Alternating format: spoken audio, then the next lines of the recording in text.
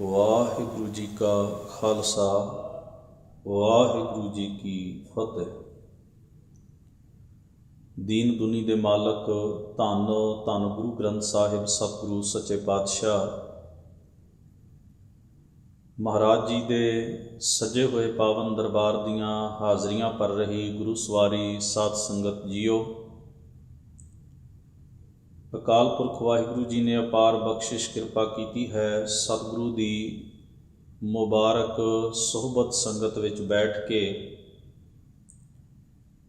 ਬੜੇ ਪ੍ਰੇਮ ਇਕਾਗਰਤਾ ਸਹਿਤ ਆਪ ਜੀ ਨੇ ਸਤਿਗੁਰੂ ਦੀ ਮੁਬਾਰਕ ਬਾਣੀ ਦੇ ਪਾਠ ਅਤੇ ਕੀਰਤਨ ਸ਼ਰਵਣ ਕੀਤੇ ਹਨ। ਪਿਛਲੇ ਦੀਵਾਨਾਂ ਵਿੱਚ ਨੌਵੇਂ ਪਾਤਸ਼ਾਹ ਗੁਰੂ ਤੇਗ ਬਹਾਦਰ ਸਾਹਿਬ ਸਤਿਗੁਰੂ ਦੀ ਉਚਾਰਨ ਕੀਤੀ ਹੋਈ ਮੁਬਾਰਕ ਬਾਣੀ ਨੂੰ ਲੜੀਵਾਰ ਵਿਚਾਰਨ ਦਾ, ਸਮਝਣ ਦਾ, ਸਾਂਝਿਆਂ ਕਰਨ ਦਾ ਆਪਾਂ ਯਤਨ ਕੀਤਾ ਹੈ। ਗੁਰੂ ਗ੍ਰੰਥ ਸਾਹਿਬ ਜੀ ਦੀ ਪਾਵਨ ਬਾਣੀ ਵਿੱਚ ਨੌਵੇਂ ਪਾਤਸ਼ਾਹ ਜੀ ਦੇ 59 ਸ਼ਬਦ ਅਤੇ 57 ਸ਼ਲੋਕ ਵੱਖ-ਵੱਖ ਰਾਗਾਂ ਵਿੱਚ ਦਰਜ ਹਨ। ਗੁਰੂ ਗ੍ਰੰਥ ਸਾਹਿਬ ਮਹਾਰਾਜ ਦੀ ਮੁਬਾਰਕ ਬਾਣੀ ਦੀ ਸਮਾਪਤੀ ਵੀ ਨੌਵੇਂ ਪਾਤਸ਼ਾਹ ਜੀ ਦੇ ਉਚਾਰਨ ਕੀਤੇ ਹੋਏ ਪਾਵਨ ਸ਼ਲੋਕਾਂ ਨੂੰ ਪੜ੍ਹਨ ਤੋਂ ਬਾਅਦ ਹੀ ਹੁੰਦੀ ਹੈ।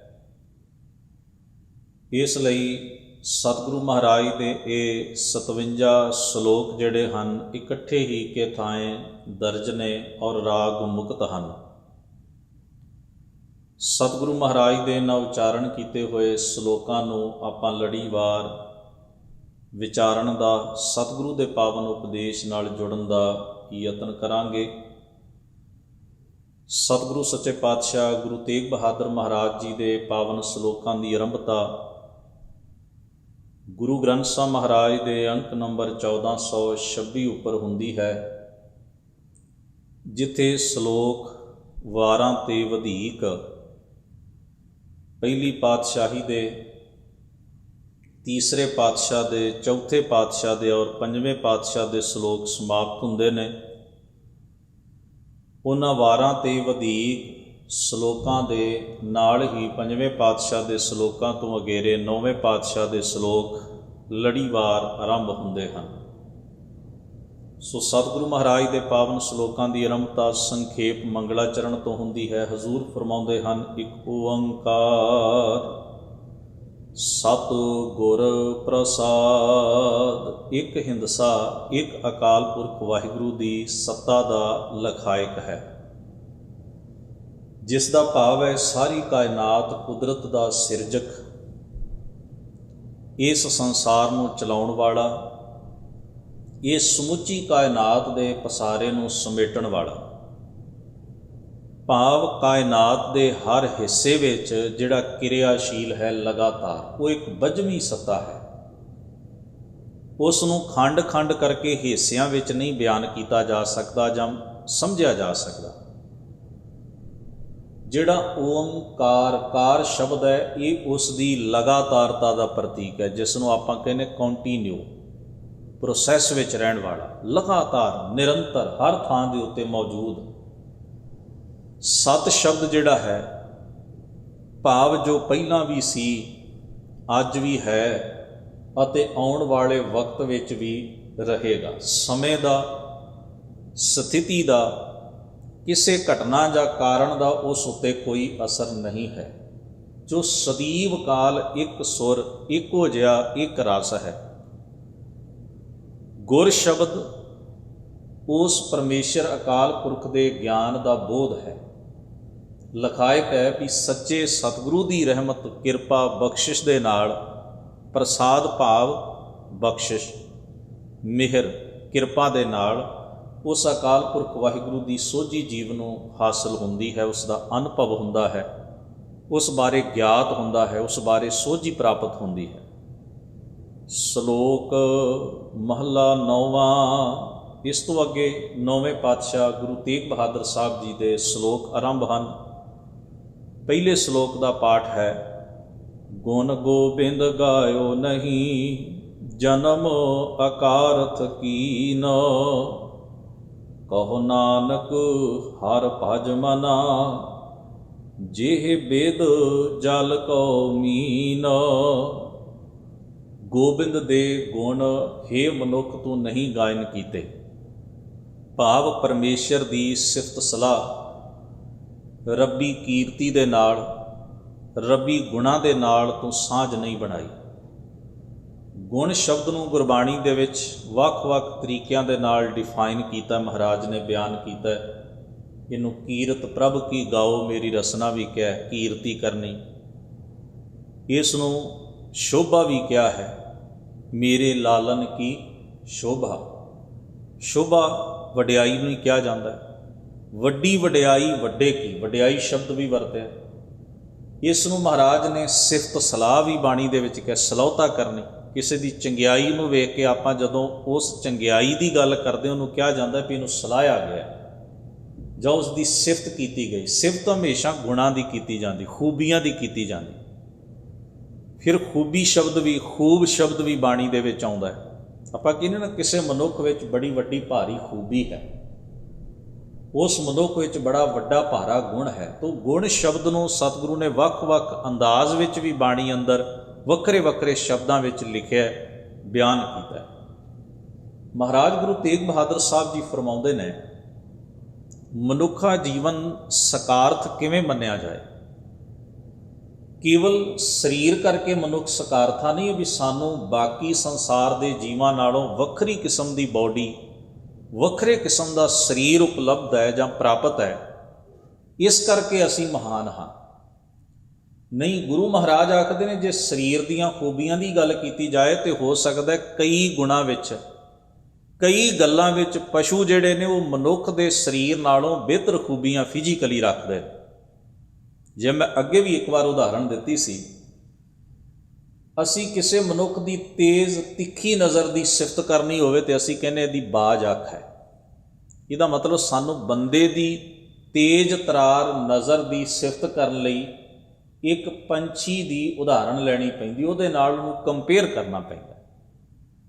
ਬਾਜ਼ ਅਸਮਾਨ ਵਿੱਚ ਉੱਡਦਾ ਤੇ ਜ਼ਮੀਨ ਦੇ ਉੱਤੇ ਰੇਂਗਦੇ ਹੋਏ ਸੱਪ ਨੂੰ ਤੱਕ ਲੈਂਦਾ, ਕਿਉਂਕਿ ਉਹਨੇ ਆਪਣਾ ਖਾਜਾ, ਆਪਣੀ ਖੁਰਾਕ ਬਣਾ ਕੇ ਆਪਣਾ ਸ਼ਿਕਾਰ ਖੇਡਣਾ ਹੁੰਦਾ। ਹੁਣ ਹਾਥੀ ਵਿੱਚ ਕਿੰਨੀ ਤਾਕਤ ਹੈ, ਸ਼ੇਰ ਵਿੱਚ ਕਿੰਨੀ ਸਮਰੱਥ ਹੈ। ਪੰਛੀ ਦੋ ਪਰਾਂ ਦੇ ਆਸਰੇ ਦੇ ਉੱਤੇ ਮੀਲਾਂ ਤੱਕ ਉੱਡ ਲੈਂਦਾ, ਖੁੱਲ੍ਹੇ ਅਸਮਾਨ ਵਿੱਚ, ਕਿੰਨੀ ਉਚਾਈ ਵਿੱਚ। ਪਰ ਮਨੁੱਖ ਦੇ ਕੋਲ ਸਭ ਤੋਂ ਕਮਾਲ ਵਸਤੂ ਕੀ ਹੈ? ਇਕੱਲਾ ਸਰੀਰ ਨਹੀਂ, ਸਰੀਰ ਤਾਂ ਬਾਕੀ ਪਸ਼ੂਆਂ ਦੇ ਵੀ ਹਨ, ਉਹ ਵੀ ਆਪਣੀ ਜ਼ਿੰਦਗੀ ਨੂੰ ਜੀਂਦੇ ਨੇ। ਮਨੁੱਖ ਦੇ ਕੋਲ ਕਮਾਲ ਵਸਤੂ ਹੈ ਇਸ ਦੀ ਬੁੱਧ, ਵਿਚਾਰ ਸੱਤਾ ਜਿਹਨੂੰ ਆਪਾਂ ਕਹਿੰਦੇ ਹਾਂ। ਇਸ ਦੇ ਕੋਲ ਥਾਟ ਪ੍ਰੋਸੈਸ ਹੈ, ਵਿਚਾਰਸ਼ੀਲਤਾ ਹੈ।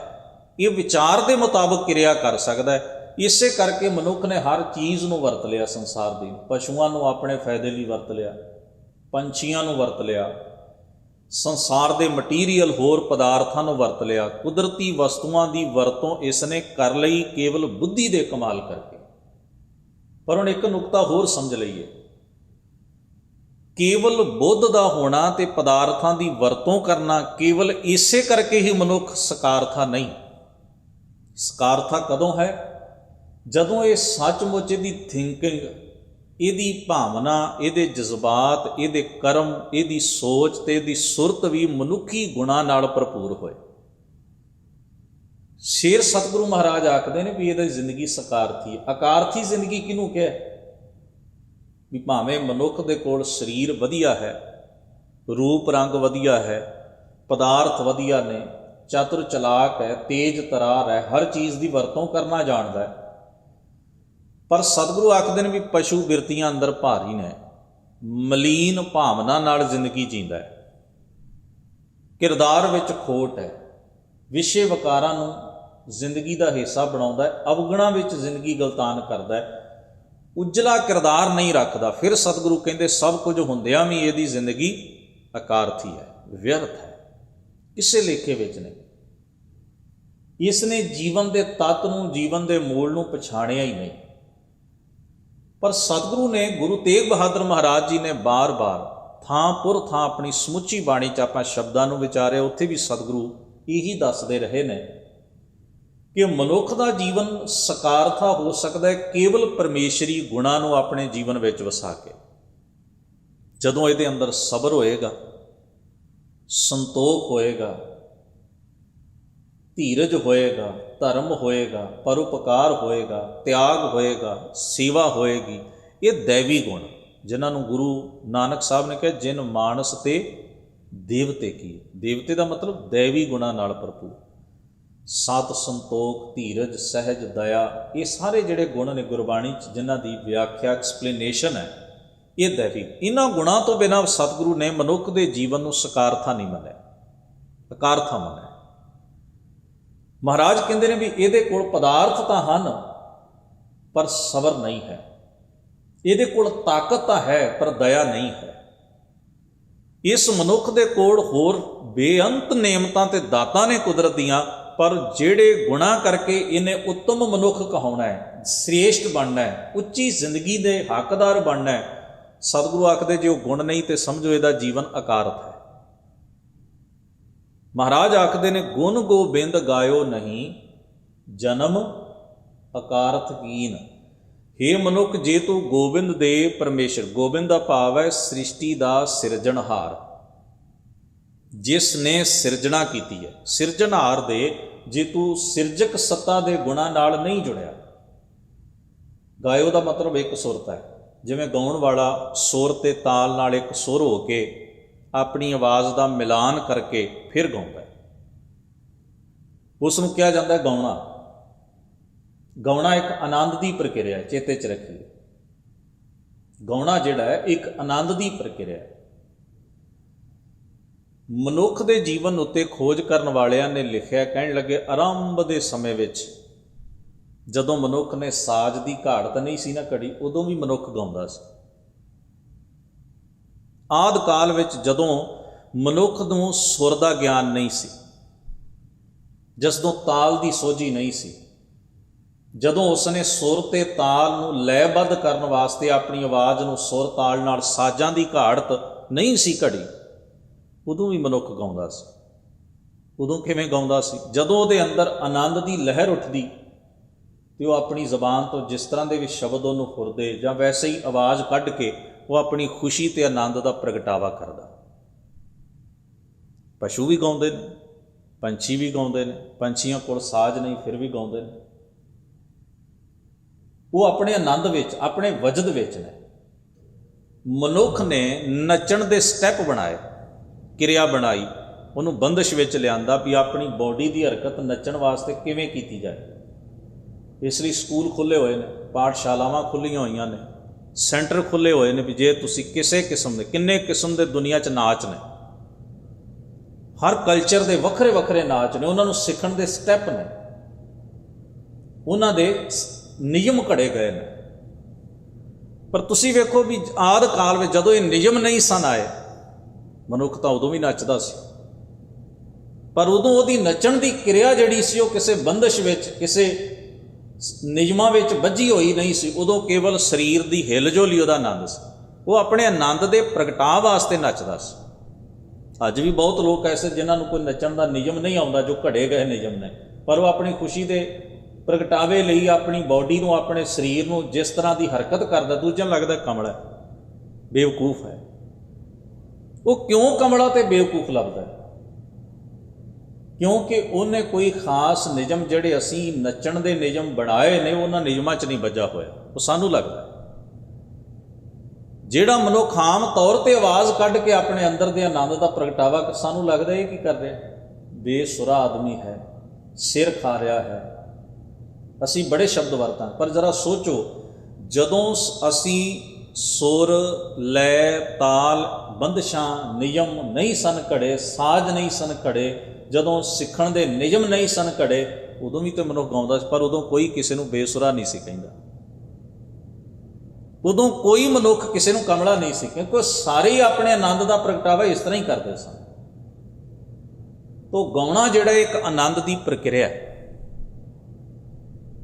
ਇੱਕ ਆਪਣੇ ਅੰਦਰ ਦੀ ਸੂਖਮ ਕਲਾ ਕੁਦਰਤ ਨੇ ਦਿੱਤੀ ਹੈ। ਜਿਵੇਂ ਮੋਰ ਨੂੰ ਆਪਾਂ ਕਹਿੰਦੇ ਆ ਵੀ ਮੋਰ ਪਹਿਲਾਂ ਪਾਉਂਦਾ ਹੈ,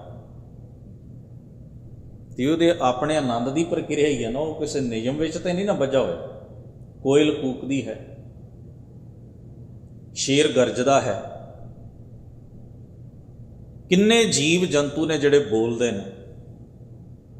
ਸਤਿਗੁਰੂ ਤਾਂ ਇੱਥੋਂ ਤੱਕ ਕਹਿੰਦੇ ਨੇ, ਜੋ ਬੋਲਤ ਹੈ ਮ੍ਰਿਗ ਮੀਨ ਪੰਖੇਰੂ, ਸੋ ਬਿਨ ਹਰ ਜਾਪਤ ਹੈ ਨਹੀਂ ਹੋਰ। ਸਤਿਗੁਰੂ ਤਾਂ ਇੱਥੋਂ ਤੱਕ ਕਹਿੰਦੇ ਨੇ ਵੀ ਹਰ ਟਪੀ ਤੂੰ ਤੂੰ ਕਰੈਂ, ਬੋਲੈਂ ਭਲੀ ਬਾਣ, ਸਾਹਿਬ ਸਦਾ ਹਦੂਰ ਹੈ, ਕਿਆ ਉੱਚੀ ਕਰੈਂ ਪੁਕਾਰ। ਹਟ ਗਿੜਦਾ ਸੀ ਨਾ ਤੇ ਉਹ ਟਕ ਟਕ ਕਰਦਾ ਸੀ।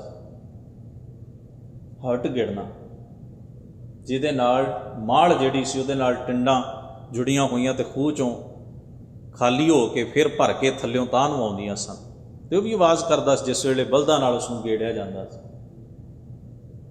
ਸਤਿਗੁਰੂ ਸੱਚੇ ਪਾਤਸ਼ਾਹ ਜੀ ਦੀ ਮੁਬਾਰਕ ਬਾਣੀ ਵਿੱਚ ਐਸੀਆਂ ਬਹੁਤ ਸਾਰੀਆਂ ਉਦਾਹਰਨਾਂ ਨੇ, ਪਸ਼ੂਆਂ ਦੀਆਂ ਨੇ, ਪੰਛੀਆਂ ਦੀਆਂ ਨੇ, ਹੋਰ ਜੀਵਾਂ ਤੇ ਵਸਤੂਆਂ ਦੀਆਂ ਨੇ, ਉਹਨਾਂ ਦੀਆਂ ਆਵਾਜ਼ਾਂ ਦੀ ਗੱਲ ਹੈ।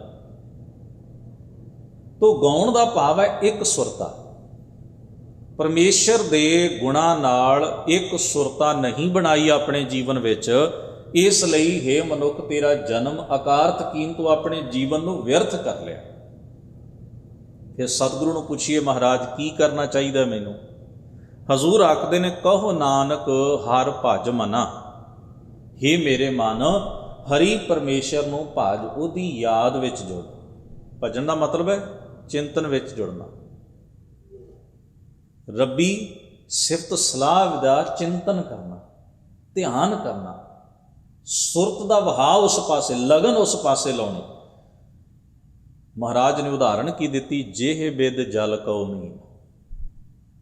ਪਾਤਸ਼ਾਹ ਕਹਿੰਦੇ ਰੱਬੀ ਗੁਣਾਂ ਨਾਲ ਜੁੜਨਾ ਕੋਈ ਫਾਰਮੈਲਿਟੀ ਨਹੀਂ, ਕੋਈ ਵਿਖਾਵਾ ਨਹੀਂ, ਕੋਈ ਆਰਜੀ ਕਰਮ ਨਹੀਂ, ਕੋਈ ਐਸਾ ਕਰਮ ਨਹੀਂ ਵੀ ਜਿਸ ਨੂੰ ਕਿਸੇ ਸੀਮਾ ਵਿੱਚ ਜਾਂ ਕਿਸੇ ਖਾਸ ਪ੍ਰਕਿਰਿਆ ਵਿੱਚ ਬੰਨ੍ਹਿਆ ਜਾਏ। ਪਾਤਸ਼ਾਹ ਕੀ ਹੈ? ਹਜ਼ੂਰ ਕਹਿੰਦੇ ਇਹ ਤਾਂ ਜੀਵਨ ਹੈ, ਜੀਵਨ ਦਾ ਆਨੰਦ ਹੈ, ਇਹ ਤਾਂ ਤੇਰੀ ਦੁਨੀਆ ਬਣਨਾ ਚਾਹੀਦਾ।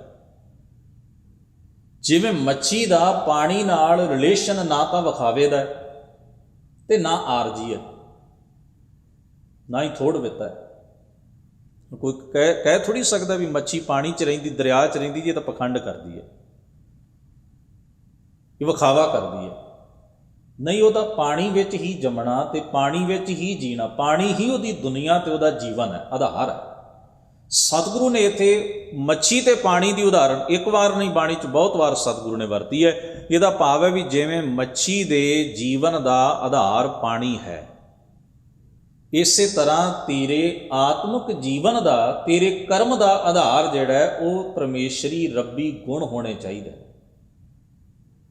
ਫਿਰ ਤੂੰ ਉਹ ਸਚਿਆਰਾ ਤੇ ਗੁਰਮੁਖ ਜੀਵਨ ਮਾਣ ਸਕਦਾ ਹੈ। ਹਜ਼ੂਰ ਆਖਦੇ ਨੇ, ਵਿਖਿਅਨ ਸਿਉ ਕਾਹੇ ਰਚਿਓ, ਨਿਮਖ ਨਾ ਹੋਹਿ ਉਦਾਸ। ਕਹੋ ਨਾਨਕ ਭਜ ਹਰ ਮਨਾ, ਪਰੈ ਨਾ ਜਮ ਕੀ ਫਾਸ। ਵਿਖਿਅਨ ਦਾ ਭਾਵ ਹੈ ਵਿਸ਼ੈ, ਜਿਸ ਨੂੰ ਆਪਾਂ ਸੰਖੇਪ ਸ਼ਬਦ, ਸੌਖੇ ਸ਼ਬਦ ਵਿੱਚ ਵਕਾਰ ਕਹਿੰਦੇ ਹਾਂ। ਵਕਾਰ ਦਾ ਭਾਵ ਹੈ ਉਹ ਕਾਰ ਜਿਹੜੀ ਜ਼ਿੰਦਗੀ ਵਿੱਚ ਡਿਸਟਰਬੈਂਸ ਪੈਦਾ ਕਰੇ, ਉਹਨੂੰ ਵਕਾਰ ਕਿਹਾ ਜਾਂਦਾ ਹੈ। ਇਹਦਾ ਇੱਕ ਦੂਜਾ ਨਾਮ ਰੋਗ ਵੀ ਹੈ, ਬਿਮਾਰੀ। ਵੈਦਾਂ ਦੀ ਬੋਲੀ ਵਿੱਚ ਸਰੀਰ ਦੀ ਕੋਈ ਕਿਰਿਆ ਵਿਗੜ ਜਾਏ ਤਾਂ ਉਸ ਨੂੰ ਕਿਹਾ ਜਾਂਦਾ ਵੀ ਵਕਾਰ ਪੈਦਾ ਹੋ ਗਿਆ। ਜਿਵੇਂ ਸਰੀਰ ਵਿੱਚ ਪਾਣੀ ਦੀ ਇੱਕ ਮਾਤਰਾ, ਇੱਕ ਲੈਵਲ ਹੈ, ਇੱਕ ਲੈਵਲ ਤੱਕ ਪਾਣੀ ਸਰੀਰ ਵਿੱਚ ਹੁੰਦਾ ਹੈ, ਘਟ ਜਾਏ ਰੋਗ ਹੈ, ਵੱਧ ਜਾਏ ਰੋਗ ਹੈ, ਉਹਨੂੰ ਵਿਕਾਰ ਕਿਹਾ ਗਿਆ। ਇਹਨੂੰ ਜਲ ਵਿਕਾਰ ਹੋ ਗਿਆ, ਪਾਣੀ ਦਾ ਵਿਕਾਰ ਹੋ ਗਿਆ। ਸਾਡੇ ਸਰੀਰ ਵਿੱਚ ਜਿਹੜਾ ਖੂਨ ਦੌੜਦਾ ਹੈ ਉਹਦੀ ਇੱਕ ਗਤੀ ਹੈ, ਇੱਕ ਸਪੀਡ ਹੈ। ਹੁਣ ਲੋੜੀਂਦੀ ਜਿੰਨੀ ਸਰੀਰ ਨੂੰ ਸਪੀਡ ਚਾਹੀਦੀ ਉਦੋਂ ਜਦੋਂ ਘਟ ਜਾਂਦੀ ਹੈ, ਉਹਨੂੰ ਆਪਾਂ ਆਖਦੇ ਹਾਂ BP ਜਾਂ ਬਲੱਡ ਪ੍ਰੈਸ਼ਰ ਡਾਊਨ ਹੋ ਗਿਆ। ਤੇ ਜੇ ਉਹ ਆਪਣੀ ਸੀਮਾ ਨੂੰ ਲੰਘ ਜਾਏ, ਸਰੀਰ ਤਾਂ ਵੀ ਡਿਸਟਰਬੈਂਸ ਮਹਿਸੂਸ ਕਰਦਾ, ਪਰੇਸ਼ਾਨੀ ਮਹਿਸੂਸ ਕਰਦਾ, ਉਹਨੂੰ ਵੀ ਆਪਾਂ ਕਹਿੰਦੇ ਹਾਂ ਵੀ ਇਹ ਖੂਨ ਦੀ ਗਤੀ ਦਾ ਵਿਕਾਰ ਹੋ ਗਿਆ, ਯਾਨੀ ਕਿ ਰੋਗ ਹੈ। ਜਦੋਂ ਵੀ ਕੋਈ ਚੀਜ਼ ਆਪਣੀ ਮਰਿਆਦਾ ਤੋਂ, ਸੀਮਾ ਤੋਂ ਇੱਧਰ ਉੱਧਰ ਹੋਏਗੀ, ਤਾਂ ਉਹ ਡਿਸਟਰਬੈਂਸ ਪੈਦਾ ਕਰੇਗੀ, ਉਹ ਰੋਗ ਹੈ, ਉਹ ਵਿਕਾਰ ਹੈ। ਸਤਿਗੁਰੂ ਸੱਚੇ ਪਾਤਸ਼ਾਹ ਦੀ ਮੁਬਾਰਕ ਬਾਣੀ ਵਿੱਚ ਅਹੰਕਾਰ ਨੂੰ ਸਲਾਹਿਆ ਵੀ ਗਿਆ। ਇਹ ਵੀ ਕਿਹਾ ਗਿਆ ਵੀ ਅਹੰਕਾਰ ਉਹਦਾ ਪੈਦਾ ਕੀਤਾ ਹੋਇਆ। ਜਦੋਂ ਅਸੀਂ ਕਹਿੰਦੇ ਨਾ ਮੈਂ ਮਨੁੱਖ ਹਾਂ, ਤਾਂ ਇਹ ਕਿਹੜੀ ਚੀਜ਼ ਹੈ ਜਿਹੜੀ ਸਾਨੂੰ ਦੂਜਿਆਂ ਨਾਲੋਂ ਅਲੱਗ ਕਰਦੀ ਹੈ? ਇਹ ਹੈ ਸਾਡੀ ਹਉਂ, ਸੂਖਮ ਹਉਂ, ਮੇਰੀ ਆਇਡੈਂਟੀਟੀ, ਮੇਰੀ ਪਛਾਣ। ਪਰ ਗੁਰੂ ਪਾਤਸ਼ਾਹ ਨੇ ਆਖਿਆ ਵੀ ਜਦੋਂ ਇਹ ਚੀਜ਼ ਹੱਦ ਤੋਂ ਵੱਧ ਜਾਂਦੀ ਹੈ, ਯਾਨੀ ਕਿ ਇਹਦੀ ਸੀਮਾ ਮਰਿਆਦਾ ਟੁੱਟ ਜਾਂਦੀ ਹੈ ਕਿਸੇ ਵੀ ਚੀਜ਼ ਦੀ, ਤਾਂ ਉਹ ਤੁਹਾਡੇ ਲਈ, ਤੁਹਾਡੇ ਜੀਵਨ 'ਚ ਵੀ ਔਰ ਦੂਜੇ ਦੀ ਜ਼ਿੰਦਗੀ 'ਚ ਵੀ, ਆਲੇ ਦੁਆਲੇ ਵਿੱਚ ਵੀ ਉਥਲ ਪੁਥਲ ਪੈਦਾ ਕਰਦੀ ਹੈ, ਮੁਸ਼ਕਲਾਂ ਪੈਦਾ ਕਰਦੀ ਹੈ, ਡਿਸਟਰਬੈਂਸ ਪੈਦਾ ਕਰਦੀ, ਉਹ ਵਿਕਾਰ ਹੈ, ਵਿਖਿਆਨ। ਉਹ ਚੀਜ਼ ਜਿਹੜੀ ਜ਼ਹਿਰ ਰੂਪ ਹੋ ਜਾਏ, ਉਹ ਚੀਜ਼ ਜਿਹੜੀ ਜ਼ਹਿਰ ਵਾਂਗ ਤੁਹਾਡੇ ਤੇ ਅਸਰਅੰਦਾਜ਼ ਹੋਣਾ ਸ਼ੁਰੂ ਹੋ ਜਾਏ। ਐਸੀਆਂ ਭਾਵਨਾਵਾਂ, ਐਸੇ ਖਿਆਲ, ਐਸੇ ਕਰਮ, ਐਸੀ ਜ਼ਿੰਦਗੀ ਦਾ ਢੰਗ ਐਸਾ ਅਪਣਾ ਲੈਣਾ ਜਿਹੜਾ ਜ਼ਹਿਰ ਸਮਾਨ ਜੀਵਨ ਨੂੰ ਡਿਸਟਰਬ ਕਰਦਾ ਹੈ, ਤੁਹਾਡੇ ਵੀ ਤੇ ਦੂਜੇ ਦੇ ਵੀ, ਉਹ ਵਿਖਿਆਨ ਹੈ। ਪਾਤਸ਼ਾਹ ਕਹਿੰਦੇ ਵਿਖਿਆਨ ਸਿਉ ਕਾਹੇ ਰਚਿਓ। ਸਵਾਲੀਆ ਨੁਮਾ ਗੱਲ ਹੈ, ਪ੍ਰਸ਼ਨਵਾਚਕ ਹੈ।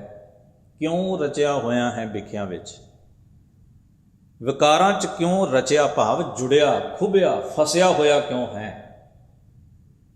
ਨਿਮਖ ਨਾ ਹੋ ਹੀ ਉਦਾਸ, ਅੱਖ ਝਮਕਣ ਜਿੰਨਾ ਸਮਾਂ ਵੀ ਤੂੰ ਇਸ ਵਿਸ਼ੇ ਵਿਕਾਰਾਂ ਦੇ ਕਰਮ ਤੋਂ, ਇਹ ਵਿਕਾਰਾਂ ਵਾਲੀ ਜ਼ਿੰਦਗੀ ਤੋਂ ਉਪਰਾਮ ਕਿਉਂ ਨਹੀਂ ਹੁੰਦਾ? ਉਦਾਸ ਦਾ ਮਤਲਬ ਹੁੰਦਾ ਹੈ ਉਪਰਾਮ ਹੋ ਜਾਣਾ, ਇਸ ਚੀਜ਼ ਤੋਂ ਮਨ ਉਚਾਟ ਹੋ। ਤੇਰਾ ਇੱਕ ਪਲ ਵੀ ਮਨ ਇਹਦੇ ਤੋਂ ਉਚਾਟ ਨਹੀਂ ਹੁੰਦਾ, ਇੱਕ ਪਲ ਵੀ ਤੇਰਾ ਰਿਲੇਸ਼ਨ, ਤੇਰੀ ਸਾਂਝ ਇਹਨਾਂ ਕਰਮਾਂ ਨਾਲੋਂ ਕਿਉਂ ਨਹੀਂ ਟੁੱਟਦੀ?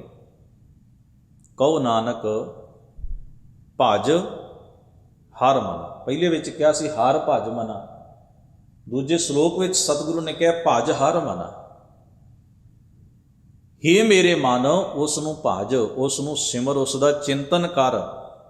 ਕੀ ਹੋਏਗਾ? ਪਰੈ ਨਾ ਜਮ ਕੀ ਫਾਸ। ਆਤਮਕ ਮੌਤ ਦੀ ਫਾਹੀ ਤੈਨੂੰ ਨਹੀਂ ਪਏਗੀ, ਆਤਮਕ ਮੌਤ ਦੀ ਫਾਹੀ ਤੋਂ ਤੂੰ ਬਚ ਜਾਏਗਾ। ਤਰਨਾਪੋ ਇਉਂ ਹੀ ਗਇਓ, ਲਿਓ ਜਰਾ ਤਨ ਜੀਤ। ਕਹੋ ਨਾਨਕ ਭਜ ਹਰ ਮਨਾ, ਔਦ ਜਾਤ ਹੈ ਬੀਤ। ਤਰਨਾਪੋ ਦਾ ਭਾਵ ਹੈ ਤਰੁਣ ਅਵਸਥਾ, ਜਿਸ ਨੂੰ ਆਪਾਂ ਕਹਿੰਦੇ ਹਾਂ ਜਵਾਨੀ। ਬਚਪਨ ਤੋਂ ਬਾਅਦ, ਵੈਸੇ ਤਾਂ ਇਹਦੀ ਵੱਖ-ਵੱਖ ਵਿਚਾਰਵਾਨਾਂ ਨੇ ਜ਼ਿੰਦਗੀ ਦੇ ਪੱਖ ਸਮਝਾਉਣ ਲਈ ਉਹਨੂੰ ਕਈ ਹਿੱਸਿਆਂ 'ਚ ਵੰਡਿਆ। ਮਹਾਰਾਜ ਤਾਂ ਇੱਥੋਂ ਤੱਕ ਵੀ ਕਹਿੰਦੇ ਹਨ 10 ਬਾਲ ਤਨ 20 ਰਵਣ, 30 ਕਾ ਸੁੰਦਰ ਕਹਾਵੈ। 40 ਸੀ ਪੁਰ ਹੋਏ, 50 ਸੀ ਪੱਗ ਖਿਸੈ, 60 ਕੇ ਬੁੱਢੇ ਭਾਵੈ, 70 ਕਾ ਮਤਹੀਨ, 80 ਕਾ ਵਿਵਹਾਰ ਨਾ ਪਾਵੈ, 90 ਕਾ ਸਹਿਜਾਸਨੀ, ਮੂਲ ਨਾ ਜਾਣੈ ਆਪ ਬਲ। ਕਿਤੇ ਵੀ ਕਹਿ ਪਹਿਲੇ ਪਿਆਰ ਲਗਾ ਥਣ ਦੋ, ਦੂਜੇ ਮਾਏ ਬਾਪ ਕੀ ਸੋ, ਤੀਜੇ ਭਈਆ ਭਾਬੀ ਬੇਬ, ਚੌਥੇ ਪਿਆਰ ਉਪੰਨੀ ਖੇਡ, ਪੰਜਵੇਂ ਖਾਣ ਪੀਣ ਕੀ ਤਾਤ, ਛੇਵੇਂ ਕਾਮ ਨਾ ਪੁੱਛੇ ਜਾਤ, ਸਤਵੇਂ ਸਾਂਝ ਕੀਆ ਕਰਵਾਸ, ਅੱਠਵੇਂ ਕ੍ਰੋਧ ਹੁਆ ਤਨਨਾਸ, ਨਾਵੇਂ ਧੌਲੇ ਉਭੇ ਸਾ, 10ਵੇਂ ਦੱਦਾ ਹੁਆ ਸੁਆ। ਕਿਤੇ ਜ਼ਿੰਦਗੀ ਨੂੰ 4 ਪਹਿਰਾਂ 'ਚ ਵੰਡ ਲਿਆ। ਪਹਿਲੇ ਪਹਿਰੇ ਰਹਿਣ ਕੇ ਵਣਜ਼ਾਰਿਆ ਮਿੱਤਰਾ ਤੋਂ ਲੈ ਕੇ ਚੌਥੇ ਪਹਿਰੇ ਰਹਿਣ ਕੇ ਵਣਜ਼ਾਰਿਆ ਮਿੱਤਰਾ ਤੱਕ। ਇੱਕ ਪੈਟਰਨ ਹੈ, ਇੱਕ ਤਰੀਕਾ ਹੈ ਸਤਿਗੁਰੂ ਦਾ ਜੀਵਨ ਦੇ ਪ੍ਰਤੀ ਸਾਨੂੰ ਸੁਚੇਤ ਕਰਨਾ। ਜਿਵੇਂ ਦਿਨ ਤੇ ਰਾਤ ਦੇ ਪਹਿਰ ਹੁੰਦੇ ਨੇ, ਤੇ 4 ਤੇ 4 8, 8 ਤੇ ਦੋਨੋਂ ਡਬਲ ਕਰ ਲਈ 16 ਪਹਿਰ। ਤੋ ਸਤਿਗੁਰੂ ਸੱਚੇ ਪਾਤਸ਼ਾਹ ਨੇ ਆਖਿਆ ਵੀ ਜ਼ਿੰਦਗੀ ਦੇ ਵੀ ਤੇਰੇ 4 ਪਹਿਰ ਨੇ। ਜੀਵਨ ਦੀ ਉਤਪਤੀ ਤੋਂ ਲੈ ਕੇ, ਪੈਦਾਇਸ਼ ਤੋਂ ਲੈ ਕੇ ਖਾਤਮੇ ਤੱਕ ਜ਼ਿੰਦਗੀ ਸਮਝ ਵੀ 16 ਪਹਿਰਾਂ ਦੇ ਵਿੱਚ ਵੰਡੀ ਹੋਈ। ਤੋ ਪਾਤਸ਼ਾਹ ਮਹਾਰਾਜ ਜੀ ਇੱਥੇ ਤਰਨਾਪੋ ਜਵਾਨੀ ਦਾ ਵਕਤ, ਸਤਿਗੁਰੂ ਆਖਦੇ ਤਰਨਾਪੋ ਇਉਂ ਹੀ ਗਇਓ। ਇਹਦਾ ਸੰਬੰਧ ਹੁਣ ਉੱਪਰਲੇ ਸ਼ਲੋਕ ਨਾਲ, ਵਿਖਿਆਨ ਸਿਉ ਕਾਹੇ ਰਚਿਓ, ਵੀ ਤੂੰ ਵਿਸ਼ੇ ਵਿਕਾਰਾਂ 'ਚ ਰਚੇ, ਇਸੇ ਚੱਕਰ 'ਚ ਹੀ ਤੇਰੀ ਜਵਾਨੀ ਵੀ ਗੁਜ਼ਰ ਗਈ। ਜਵਾਨੀ ਦਾ ਜੋਸ਼, ਜਵਾਨੀ ਦੀ ਤਾਕਤ, ਜਵਾਨੀ ਦੀ ਤੇਜ਼ ਤਰਾਰ ਬੁੱਧ, ਕੁਝ ਕਰ ਗੁਜ਼ਰਨ ਦੀ ਸ਼ਮਤਾ, ਤਾਕਤ, ਉਹ ਸਭ ਕੁਝ ਜਿਹੜਾ ਸੀ ਤੇਰਾ ਇਵੇਂ ਹੀ ਗੁਜ਼ਰ ਗਿਆ, ਇਵੇਂ ਲੰਘ ਗਿਆ, ਵਕਾਰ ਭੋਗਦੇ ਹੀ ਲੰਘ ਗਿਆ, ਮੰਦੇ ਅਮਲ ਕਮਾਉਂਦੇ ਹੀ ਗੁਜ਼ਰ ਗਿਆ।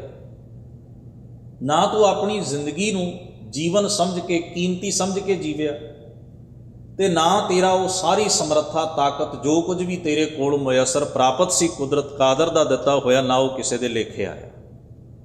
ਇਉਂ ਹੀ ਗਏ, ਵਿਕਾਰਾਂ ਵਿੱਚ ਹੀ ਗੁਜ਼ਰ ਗਿਆ। ਲਿਓ ਜਰਾ ਤਨ ਜੀਤ, ਜਰਾ ਦਾ ਅਰਥ ਹੈ ਬੁਢੇਪਾ। ਹੁਣ ਕੀ ਹੋਇਆ?